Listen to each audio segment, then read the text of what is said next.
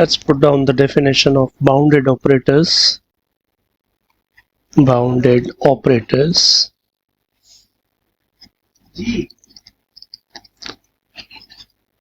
इससे पहले हम लीनियर ऑपरेटर डिफाइन कर चुके हैं, अब हम डिफाइन करेंगे बाउंडेड ऑपरेटर। इसके लिए क्योंकि बाउंडेडनेस है और ऑपरेटर्स की बात हो रही है, so we need normed spaces. So let's define. So the definition is, suppose, or I should say, let we have got two normed spaces. One is the E with this norm inside E. So जब मैं subscript E लिख रहा हूँ तो इसका मतलब ये norm E पर है। Let this space E and this space F. E and F are two spaces which both are normed spaces. Let these two spaces be two normed spaces.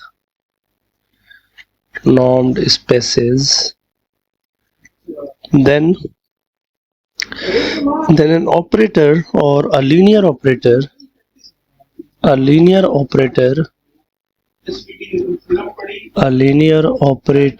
T, which is defined from E to F, is said to be bounded. ये operator bounded होगा अगर if you can find an scalar, if there is a scalar C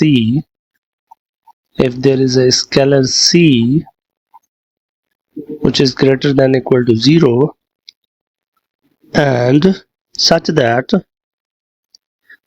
what happens, such that, अच्छा अब मुझे एक चीज बताएं, जो T है एक F है, ये F, अच्छा ये F अगर मैं E से उठाता हूं तो TF कहां पर जाएगा? TF कहां जाएगा? TF का मतलब है F ऑपरेट हो रहा है T के ऊपर। TF किस स्पेस में जाएगा अगर F E में जा रहा है?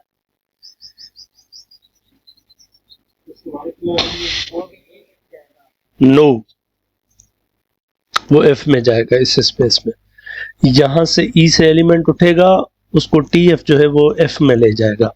तो ये जो TF है इसका नॉर्म जो कंप्यूट होगा वो F स्पेस वाला होगा और इसका नॉर्म जो कंप्यूट होगा वो E स्पेस वाला होगा और ये इनइक्वालिटी होगी ये।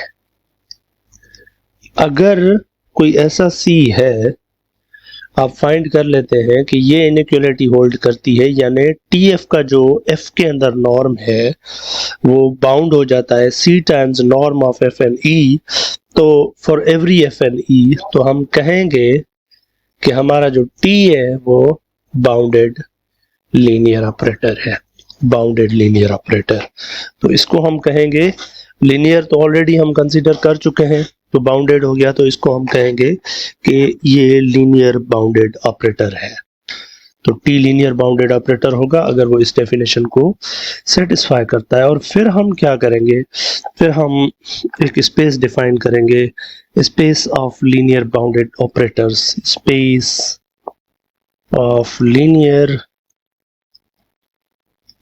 बाउंडेड ऑपरेटर्स या bounded linear operators, bounded linear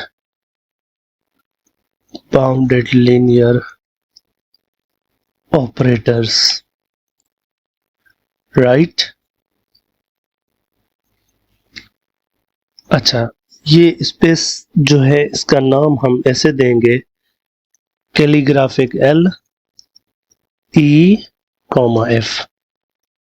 इसके अंदर वो सारे ऑपरेटर्स पड़े हुए हैं T जिनकी डोमेन E है और F में उसकी आउटपुट जा रही है and T is bounded and linear, right. ये है आपकी स्पेस। अच्छा, स्पेसिफिकली अगर E यानी डोमेन भी एक है और आपकी रेंज भी एक ही है सॉर्ट ऑफ, या इमेज तो आपका एल बस ई लिखा जाएगा ऐसे ही। अगर एक ही यानी ऑपरेटर ई से लेकर ई तक जा रहा है, या वी से लेकर वी तक, या एफ से लेकर एफ तक, तो बस एक ही नाम ऐसे दिया जाएगा। तो इसको ऐसे ही आप डिफाइन करेंगे कि T all those maps which are defined from E to E, and T is linear, T such that T is defined from here to here, and T is linear and bounded. So simple, आप इस तरह से इसको define करेंगे, ठीक है। So further उस पर बाद में बात करेंगे, but before that we will talk about the, चले मैं एग्जांपल्स पहले दे देता हूँ और फिर मैं आपकी इस नॉर्म की तरफ आ जाता हूँ। या देखते हैं आप टी कोई भी आप स्पेस कोई भी अपनी मर्जी की नाम स्पेस ई उठाएं, कोई भी आपके जहन में जो आए, और इसी ई से लेकर ई तक एक मैप डिफाइन कर रहा हूँ टी। अब ये टी क्या करेगा, ये लैम्डा फ्रॉम टू के फिक्स करेंगे हम।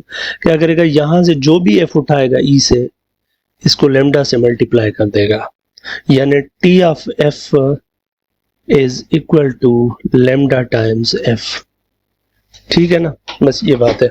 सवाल ये है कि इज इट लीनियर। वैसे ये आपके लिए एक एग्जांपल हो गया, इज इट लीनियर, क्या ये लीनियर है? The answer is yes and you have to verify, कोई मसला नहीं है। अच्छा, is it bounded? The next question is it bounded? We can explore. अच्छा, अगर लैम्डा जीरो है, अगर लैम्डा जीरो है मिसाल के तौर पर, तो ये ऑपरेटर बन जाएगा T of F is equal to zero. अब अगर इसका नॉर्म उठाऊं मैं, क्योंकि अब एफ और ई एक ही बात है, तो ये ई नॉर्म ही होगा, व्हिच इज जीरो का ई norm, and obviously you can write it 0 times, मेरे ख्याल में सी नॉन नेगेटिव है, तो जीरो के केस में I think it's not that interesting. अगर ये जीरो है तो जीरो ऑपरेटर हो जाएगा, एंड मेरे ख्याल में आपकी डेफिनेशन सेटिस्फाई हो जाएगी। सी क्या होना चाहिए इस केस में? सी जीरो ही होगा, 0 times the norm of F करके लिख दें अगर आप, तो you can simply write it, क्योंकि इक्वल हो तब भी एक ही बात है ना, लेस देन इक्वल करना है, तो ये बाउंडेड ही है बाय डिफॉल्ट। लैम्डा अगर 1 रखें तो T of F is equal to F आ जाएगा। ये कौन सा ऑपरेटर है, ये कौन सा ऑपरेटर बनेगा इस केस में? इसका नाम क्या होगा जिसमें एलिमेंट को उसी पर मैप किया जाए, उस ऑपरेटर नियर बाउंडेड की डेफिनेशन टी का नॉर्म कंप्यूट करे इन द स्पेस ई, तो ये नॉर्म, तो इस केस में ये 1 है, सी 1 होगा इस केस में। इक्वल हो जाए या लेस देन इक्वल हो, बात एक ही है।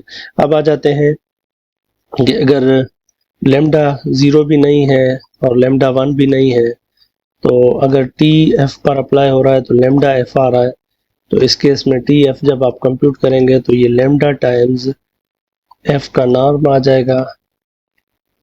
तो अब इस केस में आप लैम्डा को सी के बराबर, सी यानी आपका लैम्डा है, तो फिर भी ये बाउंडेड ही है। तो ये एक एग्जांपल के तौर पर काम कर सकता है for the bounded operator, right. Let me find out any other example, ठीक। लेट ई जो है हम उसको ले रहे हैं L2 फिलहाल, विद, चले विद की अब जरूरत नहीं पड़ी, L2 ले रहा हूं मैं और एक के फिक्स कर रहा हूं नेचुरल नंबर में से, ठीक है। और मैं एक मैप डिफाइन कर रहा हूं जो कि, अच्छा, ये L2 के अंदर क्या पड़ी हुई है? L2 के अंदर सीक्वेंसेस पड़ी हुई है, L2 के अंदर सीक्वेंसेस पड़ी हुई है, ये एक्स सीक्वेंस है, ठीक है। अब मैं एक मैप डिफाइन करता हूं जो कि इस तरह से होगा, जो कि उठाएगा वैल्यू L2 से और इसको ले जाएगा फील्ड के अंदर, के के अंदर, ठीक है। और कैसे ये डिफाइन होगा? ये जब आपकी इस पूरी सीक्वेंस पर लगेगा तो ये मुझे एक्स के दे देगा इस तरीके से, ठीक है। अच्छा, इसका मैं एक एग्जांपल दे देता हूँ इधर, थोड़ा सा इसको एक्सप्लेन कर देता हूँ कि क्या कह रहा है। एक सीक्वेंस है, मिसाल के तौर पर x equal to x1, x2, x3, इस तरह से। अच्छा, अगर आप लोगों ने के फिक्स कर दिया है नेचुरल नंबर में से 50, तो अब आपका ये जो मैप बनेगा ना, ये वाला, ये ये इसको क्या बोलते हैं, डेल्टा 50, डेल्टा 50 इसका नाम होगा, और ये L2 से उठाएगा और इसको K पर ले जाएगा। डेल्टा 50 का मतलब है कि ये जब सीक्वेंस पर ऑपरेट होगा तो इस सीक्वेंस का 50th नंबर पर जो यहाँ टर्म आ रहा होगा उसको ले आएगा बाहर। ये इसको हम कहते हैं पॉइंट एवोल्यूशंस। इस ये जो ऑपरेटर है इसको हम कहते हैं पॉइंट एवोल्यूशंस, पॉइंट एवोल्यूशंस। अच्छा, अब इसको हम देखना चाह रहे हैं कि ये लीनियर मैप है या नहीं। सबसे पहला सवाल ये है कि ये जो आउटपुट मैप है, ये वाला डेल्टा एक्स, ये कहाँ जा रहा है? ये फील्ड के अंदर जा रहा है या आपका आपको नहीं की ये फील्ड में जा रहा है इसके अंदर, या किसी नॉर्म स्पेस में जा रहा है? ऑब्वियसली ये फील्ड में जा रहा है इधर, तो इसका नॉर्म नहीं कंप्यूट किया जाएगा। इस ये जो मैप है इसका नॉर्म अब कंप्यूट नहीं होगा, अब इसका एब्सोल्यूट वैल्यू कंप्यूट होगा ऐसे करके, जो कि यहाँ पर भी लगेगा, यानी दोनों साइड एब्सोल्यूट लगेगा एक्स के। अब आप लोग पहले ही जानते हैं, हम पहले ही पढ़ चुके हैं कि हमारी जो पूरी सीक्वेंस होती है इसके एक टर्म की एब्सोल्यूट वैल्यू इसके पूरे नॉर्म से छोटी होती है, यानी इससे ये छोटी होती है 2 नॉर्म से। तो यहां से मैं ये लिख सकता हूं कि डेल्टा के को जब x पर ऑपरेट कर रहा हूं, this is less than equal to the norm of x in the 2 norm. अब ये एब्सोल्यूट वैल्यू इसलिए लिया है क्योंकि k जो है ना वो फील्ड है, ये नॉर्मल स्पेस नहीं है। f होती तो यहाँ नॉर्मल स्पेस में लगा देता। अच्छा, अब मुझे बताएं कि ये लीनियर मैप हो गया, इसमें c क्या है मेरा?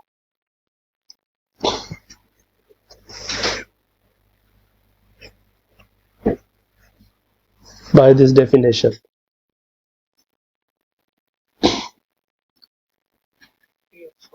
C क्या है? 1 होना चाहिए। Very good. अब आप लोगों का होमवर्क ये है कि ये सेम जो मैप है, अब आप क्या करेंगे, अब आप E को पहले L1 रखेंगे और आपका जो F यानी जो नॉर्म स्पेस है उसकी जगह आपकी K आएगी, और K यानी फील्ड इस केस में, और ये आपका मैप जो डिफाइंड होगा from the E to this K, ये ऐसे डिफाइंड होगा। E यानी L1 है, ये इसको L1 लिख दें, के x पर ऑपरेट होगा तो ये x के दे देगा। अब इसको भी वेरीफाई करें बिल्कुल सेम तरीके से। अब L2 की जगह L1 रखा है, फिर L इंफिनिटी रखें। ये तीनों केसेस में आप प्रूव कर सकते हैं कि ये जो पॉइंट एवोल्यूशन मैप है ये लीनियर भी है। लीनियर भी आप चेक कर सकते हैं, लीनियरिटी चेक कीजिएगा वैसे आप लोग, linearity plus boundedness. Boundedness linearity इसकी कैसे चेक होगी? अगर मैं ऊपर यहाँ पे आपसे पूछूं इस जगह पर, तो आप कोई दो सीक्वेंस उठाएं, ये के है भाई, यहाँ पर कोई दो सीक्वेंस उठाएं x प्लस वाई, तो इसका मतलब है कि ये सीक्वेंस सम हुई है तो इनका x के आ जाएगा और प्लस वाई के आ जाएगा, तो ये फिर वापस सिग्मा सब के x हो जाएगा, और सॉरी डेल्टा है ये, डेल्टा सब के वाई हो जाएगा। इसी तरीके से स्केलर मल्टीपल जब इसका आप लेंगे किसी भी क्या कहते हैं सीक्वेंस का, तो ये आपको देगा लेमडा टाइम्स x सब के, जो कि लेमडा बायर है, और ये आपका फिर बन जाएगा डेल्टा सब के ऑफ x। तो ये लीनियर मैप तो है, उसका कोई मसला नहीं है, आप लोगों ने सिर्फ इसको बाउंडेड शो करना है तीनों स्पेसेस के अंदर। ठीक है।